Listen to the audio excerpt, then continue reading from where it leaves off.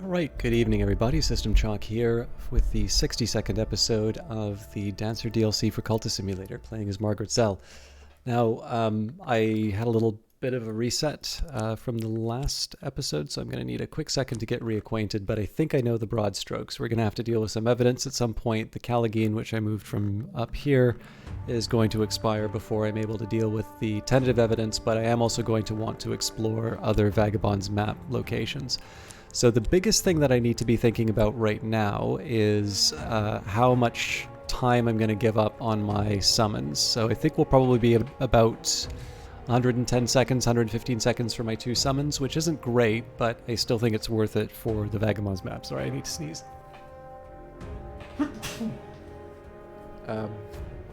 We're also going to lose some time on the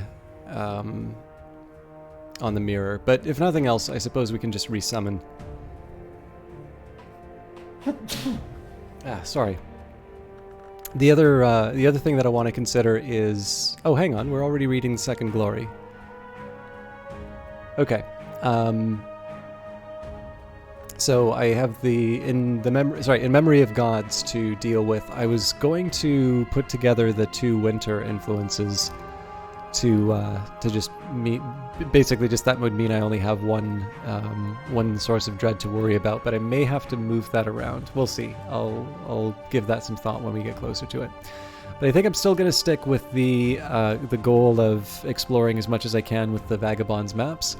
Whatever we have left over, we'll use to upgrade to port new anecdotes. But let's start with exploring. This will mean that I lose some time on the Callagines and the Percussagant, but we can always resummon them after the fact. Sorry, there was an interruption to the video, and I just want to make sure it's still running. I hope it is. The river, wrote the sage Mech in the Book of the Centipede, runs through the sands out of myth and into legend. This is the place the centipede was born, they say. The sands of which Mech wrote hide perilous curiosities. So I don't remember how many locations there are in the Lone and Level Sands, but we'll try and get through as many of these as we can early, and then whatever is left over, we can use on our upgrades. I think I'm repeating what I said before anyway, but... Alright, I could spend money on better paints, or perhaps I could find more exotic pigments. In this case, I'm going to leave it be, seeing as we're only using passion here. My own heart pumps more strongly today. Now, I forgot, we do have the Season of Visions coming up, and it's very likely that we're going to wind up with a fascination. But we'll see where we're at. We'll have a fleeting reminiscence before too long, I think. And Season of Sickness coming up. We have a Vitality here, 170 seconds, so it'll be a little tight, but I think we will wind up... with enough time to heal. My followers at work on the mirror. And all that I am is here. Utter focus. Okay, so let's try upgrading the bitter atmosphere when we can. Jusa recounts how the hour called the Seven Coils was slain in battle by the Colonel, how the Grail devoured the hour called Tide, and how the egg unhatching fled like a coward. He's quite vituperative about the egg unhatching. He warns darkly against its return. Now, what's kind of funny here is we did actually just get out of the Temple of Seven Coils, and that's where we got our winter influence from. So I think the other thing that's funny about this is that I think whenever I think about coils, I often think about knock and serpents and such. Now, so far as I can tell, if I'm not mistaken, the hours are not limited to a single aspect. So, sorry, my tea is going to finish steeping in a second, so you may hear an alarm. So I'm trying to think of an example. I think one of the edge hours, maybe it may even be the Colonel now that I think of it.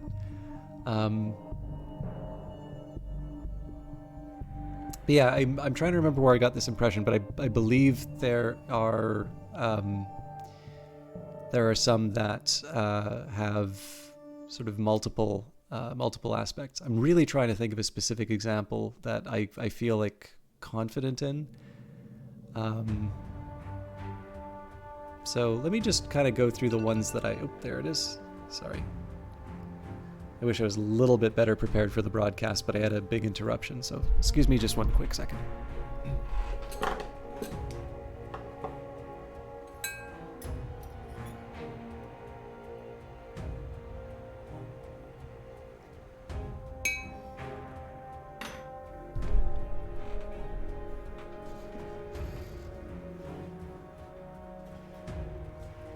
So, I mean, there's maybe another way that I can approach this too is to talk about numbers. So you'd think that there would be 24 hours, but I think the game is quite clear that there are other, like, that there are hours that are no longer with us. So where we may know about 24, there are other, like, there are others in the world of Cultist Simulator. So some of them are a little bit easier. So we've got, like, it'd be hard to see the moth as being anything but moth. Thunderskin would be heart. Knock, mother of ants. I'm trying to think if there's any that I might associate. I think the red grail is grail. I could be messing something up there.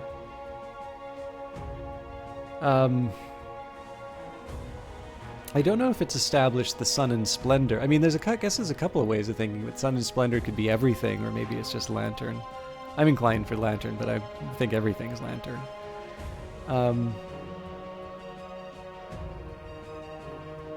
But yeah, the more I think about this, the more I feel pretty uncertain in terms of who I'd want to associate with more than one principle. The one I might have been thinking about was the Wolf Divided, which definitely is winter. In fact, that's on the painting, but for some reason I seem to remember an association with Edge as well. But again, there's always the worry about being mistaken. So, you know, maybe that's just something I'll set aside for another occasion. And then I'm just also, the other thing that I would want to think of is if there's another name that one might associate with the seven coils. But anyways, Juice recounts how the hour called Seven Coils was slain in battle by the Colonel, how the Grail devoured the hour called Tide, and how the egg unhatching fled like a coward. He's quite vituperative about the egg unhatching and warns darkly against its return. So, of course, this is an interesting question in terms of whether or not the egg unhatching would count among the, the 24 because it wasn't slain, or if its exile is sufficient. But we'll save that for another conversation another time. And we have the recitation of lost hours, so I think we've finally caught up with our winter. So 6 are gone, 5 came from stone, and 1 from light. All went to nowhere. Still, their memories have power. Now we call upon it. Actually thinking of it, that could be the indicator that there were 30 hours to begin with and 20, and that's how we have 24. Or I could be completely wrong, but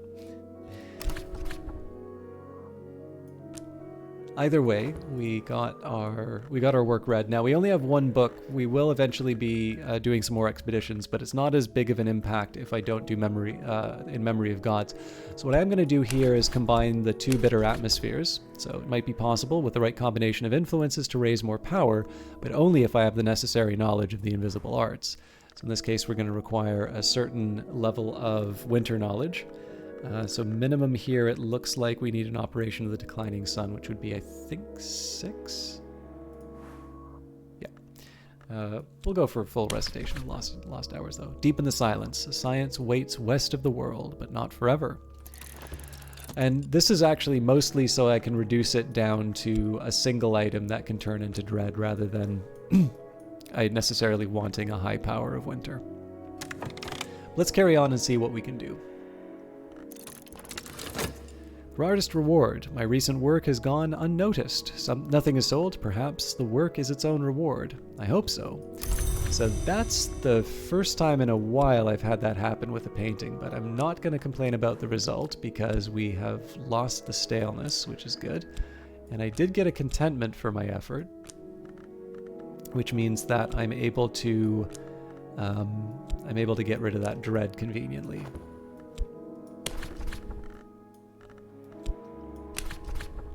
I remember that I was different before.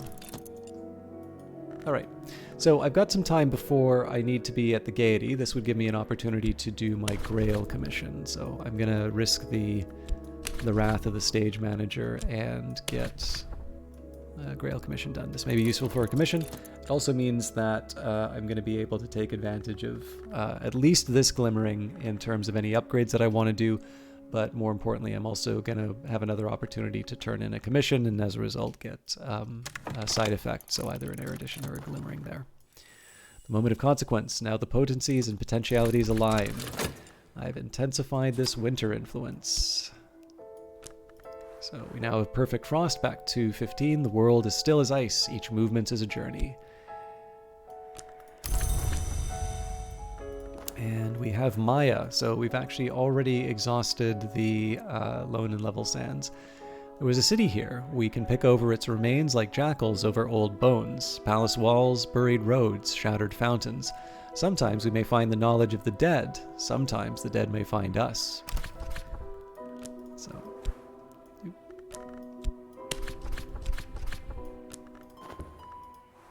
So I'll head to Star-Shattered Fane when I can, but right now I want to be preserving my summons. So we're actually going to get that Percussagant to do an exploration.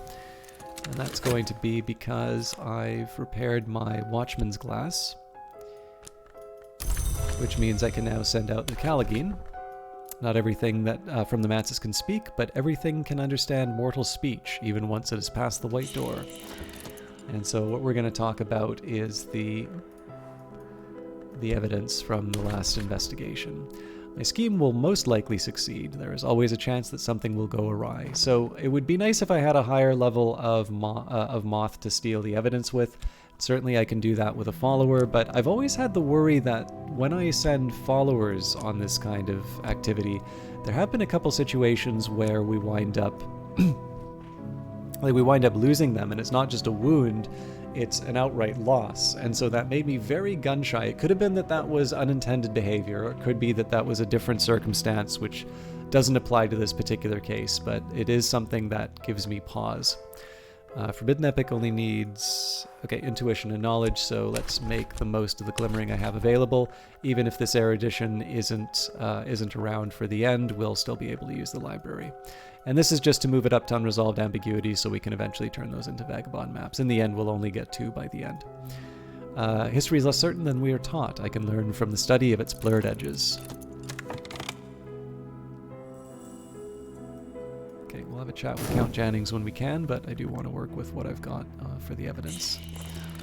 A hireling. I found someone whom I might pay to enact regrettable necessities. Now this is a level 5 moth, so that's not necessarily any better than the Callagine. It does mean that I would lose money to use it though, so we don't want to sacrifice an experienced swindler to the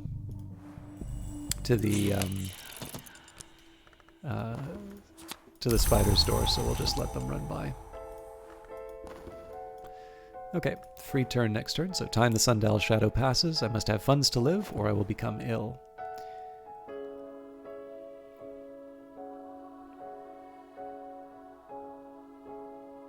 Gotta be careful on that timing. I finished the manuscript. So when I can, I'll get additional commissions, but for now we're gonna work our job. And we'll try to make the most of our opportunities. The sun still moves, the wind still walks. My journals are the labyrinth clue. Now, one thing that's worth remembering is that this influence is not going to last forever, so I do want to figure out what I'm going to do with the perfect frost. The most likely use for it would be to use that in a ceremony, so bring the forge hanger on in as a pawn. But I need to make sure that I'm not using the talk verb inefficiently. I also need to make sure that I'm getting rid of evidence. I need to make sure that the Percussagant's hanging around. There's a number of steps that I need to take. Now, one thing that's true is we don't have... Oh, no, sorry. We've got the Watchman's Glass, so we can go back to the Peacock store. There's a small worry here that we're going to be heading to the Worm Museum next, so there's the danger of dread, and we have a danger of dread both from the Perfect Frost as well as Memory of Gods, but again, you can't hide from everything forever, so... In my dreams I know the path through the glass garden to the Peacock's door, the most admirable of doors, the door which shines like a mirror. Perhaps with the right resources I can pass it. The Peacock's door reflects the mirror I hold in my sleep, and the mirror reflects the Peacock's door. Already a sensuous shiver ripples its surface. It aches for fracture, and when it finds that satisfaction, I will enter. Sorry, I do need to sip a little bit of tea. Otherwise, I'm not going to be able to finish the videos tonight.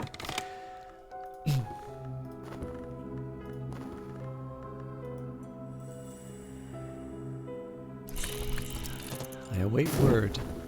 This is a puzzle with missing pieces. I might find those pieces in the odd corners of scholarship. Now, unfortunately, we did have an erudition we could have used, and I wasn't fast enough on the space bar. On the other hand, it's not like this erudition was either one of them was going to be used, so it's not like that's a huge loss. Better not. I must be careful of the company I keep. So we've got a couple seconds here. Let's see if this turns out. The minion has returned. The evidence has been destroyed. I am a little safer. So this is an opportunity for us to move on to a location without having to worry too much about the lifetime of my summons. So it turns out the prediction was about right. 110 seconds for each. We'll be able to finish off the Lone and Level Sands. The Star-Shattered Fane. Here was a place sacred to the gods of Earth until a meteor fell on a winter's night. In time, worshippers crept back to the broken ruins. In time, the meteorite itself came to be worshipped as a bringer of dreams. The old altar may yet remain somewhere beneath the meteorite's lair. One other thing I want to do is keep an eye on my funds. So we're still at 30, on paper at least. Some of that's going towards rent. But there is going to hit a point, so if let's say it'll probably take me 3 for each expedition. So in practice, that really means I only have 10 more to go on. And that would also mean that I'm not able to pay my expenses. So we have been sort of on a downward trend in terms of our cash. But on the other hand, I also have opportunities such as going to Oriflammes or other activities that can potentially earn me some cash. So we're not in danger, but it is something that I want to keep a closer eye on.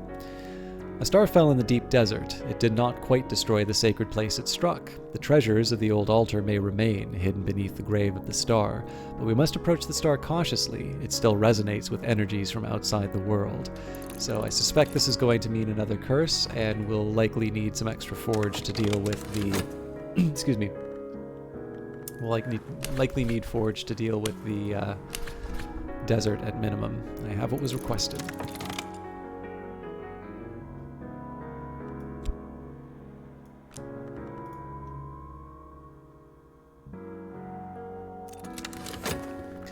I received the currency of the secret world, and my patron has let tantalizing information slip. So, I would like to move on a number of different activities, but I think the first thing I should do is get some commissions. I'll debate about getting rid of the bitter atmosphere. I may also be able to subvert it with the heart. Aha, there it is. Is that it? And Season of Vision's coming up, so I want to mind my manners as far as fascination is concerned. Okay, so Dr. Redeem would like his usual secret histories. Let's see what Count Jannings would like. The Count's fraternity in Europe is seeking particular research.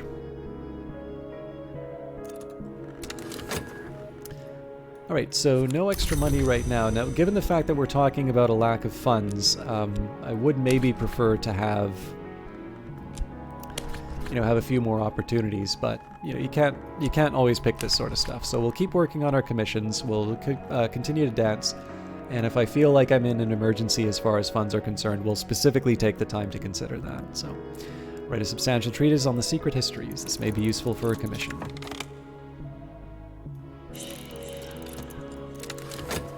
The expedition plans for the next challenge. It'll consume funds. I could add funds now, or I could send another follower. So again, we've got Desolation to deal with. We have a Hidden Door. So Hidden Doors can be found with Lantern or Knock, neither of which we have on the expedition right now. And then we have the Fifth Eye Curse, which requires Heart or Winter. So we've already got some Heart. We've got Forge for the Desolation. So what the smartest thing for me to do right now would actually be to start adding something to deal with the Fifth Eye Curse. So I'll add Pope Clifton. This is also because if we do wind up losing an expedition member, it's a little bit easier to replace... it is easier to replace the Lantern. So even though it's premature, it's nice to just make it so that I only need to add one given card at any... Sorry, I only need to add one card at any given time to get out of a tough situation. Now, talk-wise, again, we've got the Bitter Atmosphere, so I can use this as an input to a ritual. Sorry, as a ritual, I can use it as part of a ceremony. I could try and subvert it into heart.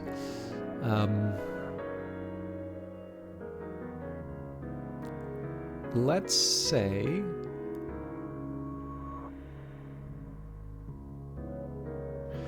We'll leave the bitter atmosphere for now, but we are going to repair a mirror. So significant conversations in a smoky meeting room. What do I need from my follower?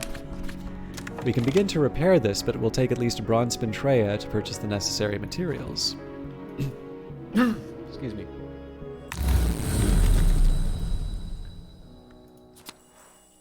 Nice. So we'll be heading back to the Red Church next. I believe there's still a danger of fascination from the Red Church, so I may want to be a little careful there, but... Size in the mantis is negotiable, and so last night in the Worm Museum I saw one of the worms who took Vienna, caged next to a worm taken from the soul of a child. In dreams, they are more visible than waking, smooth and dark as jewels. The walls bear stories of the First and Second Worm Wars. The third is too recent to have passed into the histories.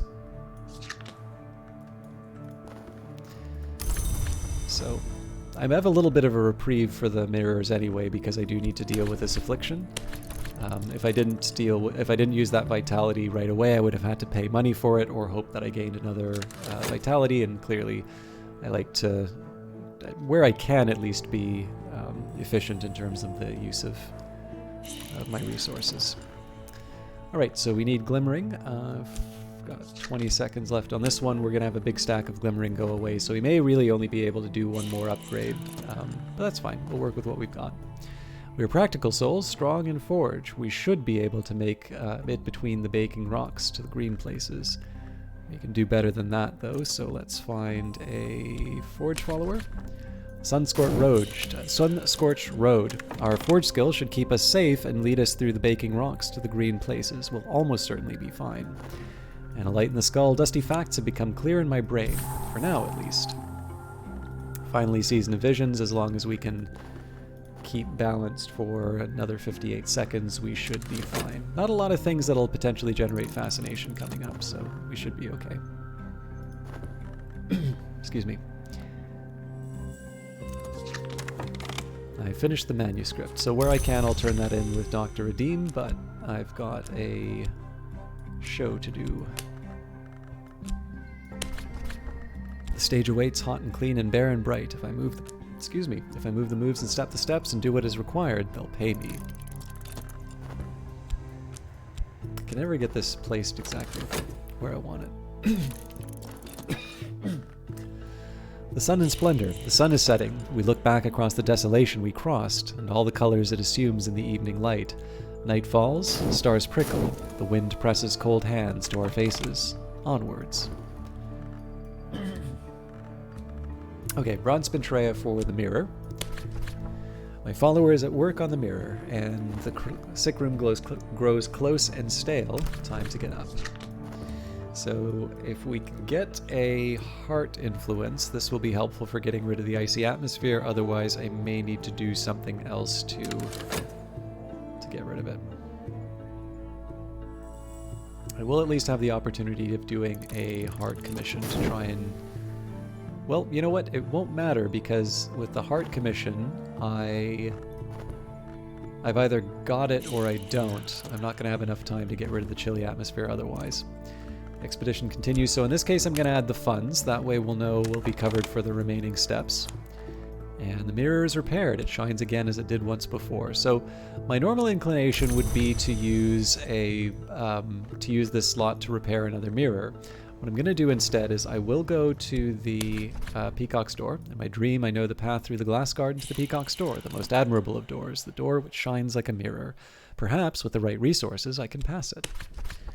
Peacock's Door reflects the mirror I hold in my sleep, and the mirror reflects the Peacock's Door. Already a sensuous shiver ripples its surface.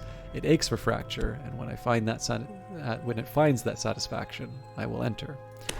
So the reason I'm doing it this way, seeking pieces for the notorious Karashim Review, I need to figure out what we're doing with the chilly atmosphere, and that is going to depend on the outcome of the dance. Perfect. So we can afford to use the talk verb for other things now.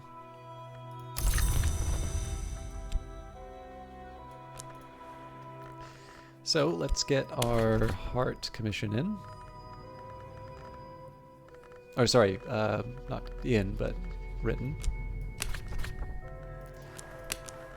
I did mess up in how I use my time. I should have turned in with Dr. Redeem before picking up a new one.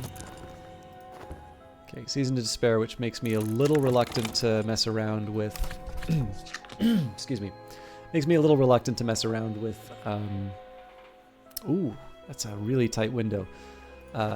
Makes me a little reluctant to mess around with things that could generate dread, but we'll see where we're at. Mirrors are calm, the stud is steady, the glory recedes. I'm sane if that means anything. And it looks like this time we did actually wind up having stacked fascination. I don't know if that's something new with the patches or if that's something that I just happened to get unlucky with. Normally if there's overlap, it doesn't provoke two magnets. Alright, so a Grail commission coming up. So 25 seconds, 20 seconds, we can definitely afford to turn in with Dr. Redeem.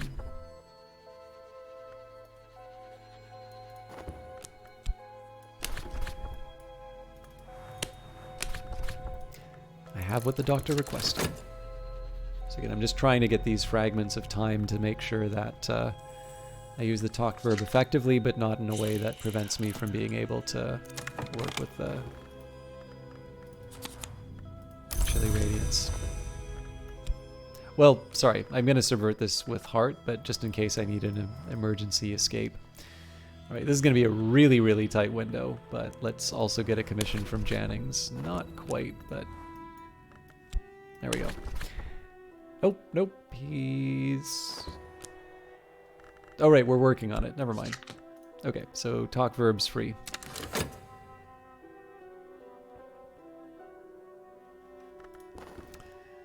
Call upon the watchman who navigates. Our senses are sharpened. We should find this hidden door. So we can do better. Well, let's just find a lantern follower to bring that up to 10. So Cat Caro.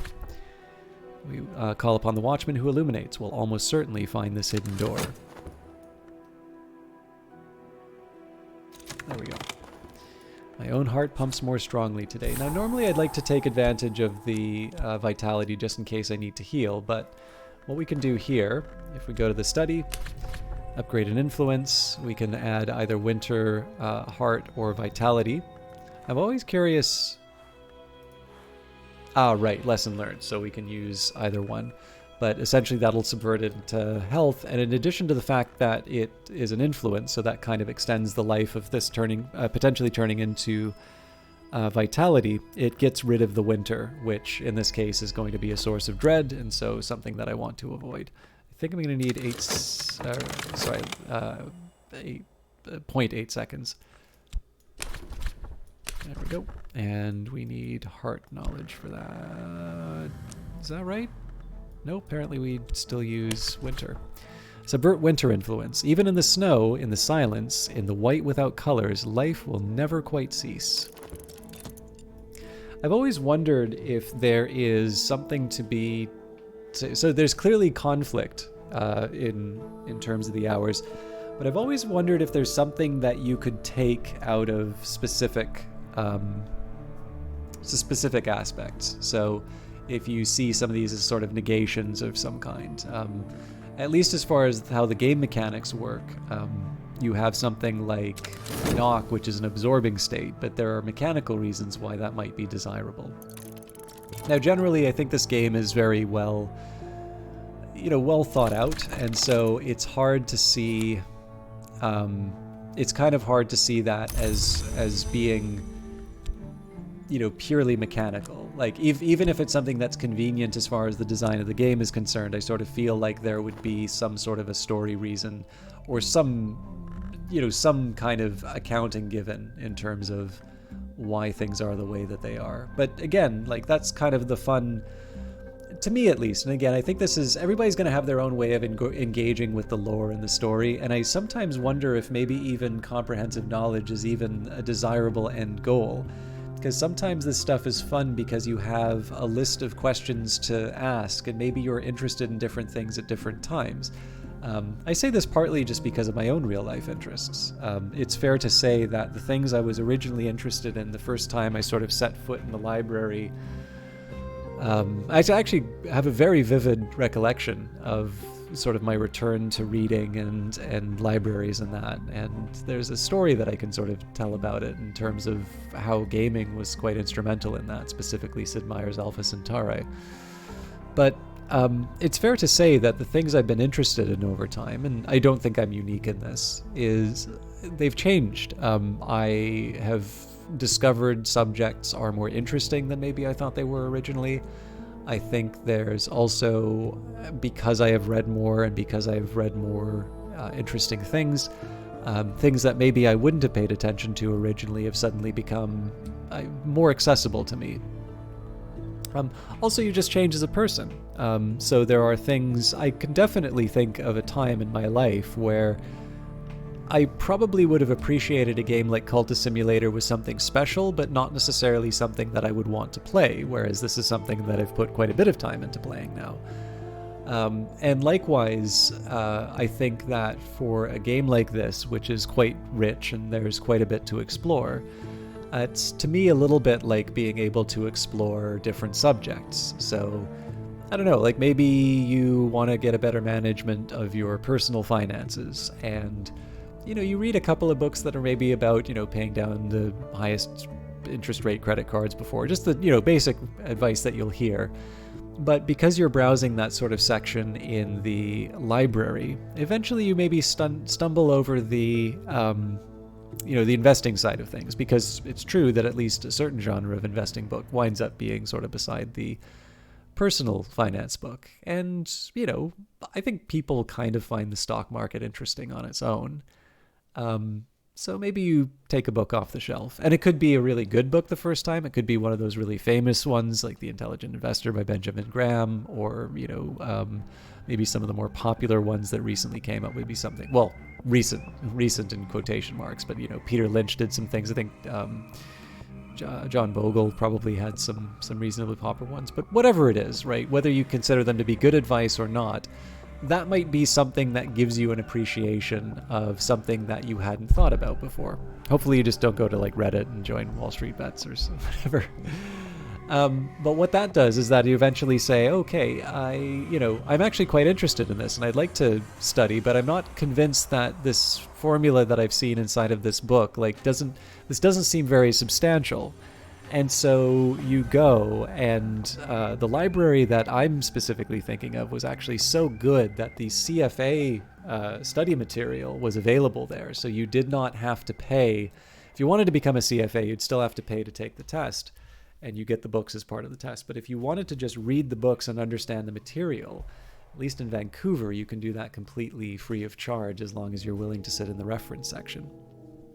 The reason why I went on this particular example is you can see how you go from a very practical, concern for yourself, reading to get better, reading for advice, and you go down this path that suddenly leads you into some fairly sophisticated topics. You'd probably be learning about general, GAAP, generally accepted accounting principles, or you'd be learning how to read a financial statement, an income statement, balance sheet, cash flow statement.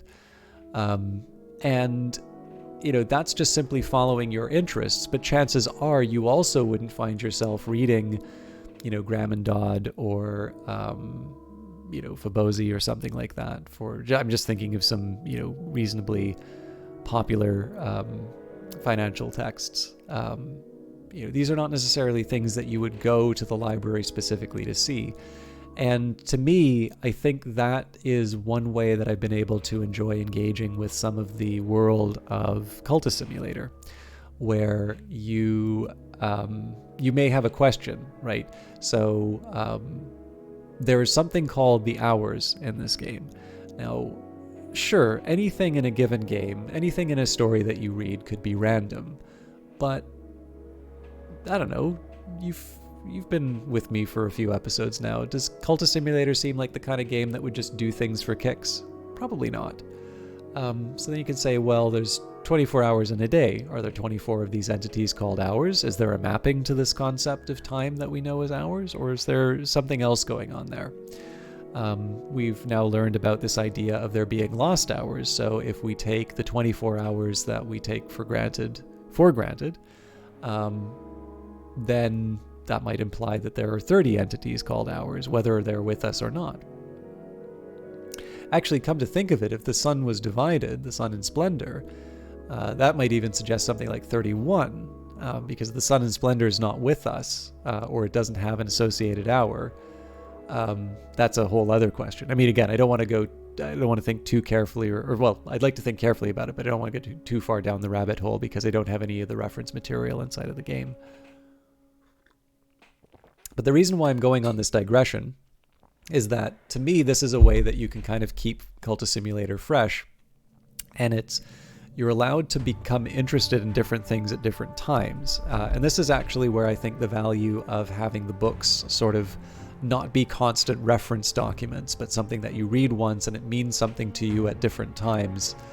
I think there's some power in that, and it's basically one of these ways that things can be interesting to you at different times. So obviously I've been talking about the number of hours quite a bit, but I also had that casual thought, oh, is there this idea of maybe more than one aspect being present inside of an hour?